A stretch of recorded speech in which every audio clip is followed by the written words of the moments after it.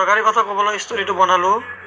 আপোনালোকে হয়তো বহুতে গমো পাইছে, বহুতে গমো পোৱা নাই। আমাৰ এছ বি এন ভাইৰ এটা সৰুকৈ এক্সিডেণ্ট হ'ল আৰু এই এক্সিডেণ্টৰ ফলত তেওঁৰ অলপমান হাতত দুখ পাইছে আৰু ভৰিত অলপ দুখ পাইছে আৰু বাকী মানুহটো ঠিকে আছে। মই নিজে কথা পাতিছোঁ। মই এইমাত্ৰ অকণমান আগতে মেডিকেলৰ পৰা আহিলোঁ। সেই দিনৰ পৰা দিনটো মেডিকেলতে আছিলোঁ আৰু চব ঠিকে আছে। মই কথা পাতিছোঁ তাৰ লগত, বঢ়িয়াকৈ কথা পাতিছোঁ। সি খালি বাইকৰে মানে দুখ কৰি আছে আৰু বাইকখন কিবা হ'ল নেকি বুলি। মই কথা পাতিলোঁ তাৰ লগত। মই কৈছোঁ আৰু বাইকখন ঠিক হৈ যাব, আগত তুমি মানুহটো ঠিক হোৱা।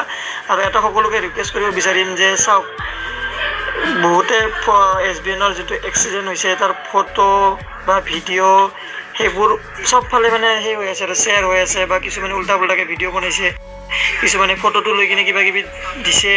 চ' প্লিজ এই ফটো ভিডিঅ' যেন বেছি সেই স্প্ৰেড নকৰে, বেছি এইবিলাক নিবিলাই ছ'চিয়েল মিডিয়াত যেন এইবিলাক ইমান দি নাথাকে। কাৰণ তাৰ ঘৰত মাজনী হয়তো ইমান এটা গম পোৱা নাই, এনেই গম পাইছে। মই এইটো ৰিকুৱেষ্ট কৰিম যে সকলোকে যেন ফটো ভিডিঅ' একো তথ্য নজনাকৈ, কি হৈছে কি হোৱা নাই একো নজনাকৈ যেন যা তা কৰি ভিডিঅ' নবনাই, ফটোটো যেন যি টি বুলি লিখি ফটো আপলোড নকৰে।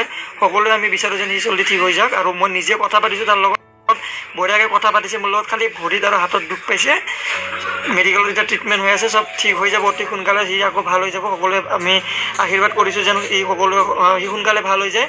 আৰু মই সেইটো ক'ব বিচাৰিম যেন মাকে গম পালে, ধৰক মাকে গম পাইছে কিন্তু ইমান ধৰক সকলোৱে ফটোটো যেনেকৈ দি আছে, ভিডিঅ' কিছুমানে বনাই আছে, তো সেইবোৰ কৰিব নালাগে। ইউটিউবত একেবাৰে ভিডিঅ' ধুনীয়াৰ হ'লে কোনোবাই দিলে, চ' সেইবিলাক কৰিব নালাগে। কাৰণ এইবিলাক দেখি আৰু মাকে আৰু দুখ কৰিব পাৰে যদি মাকে দেখা পায় এইবোৰ বস্তু।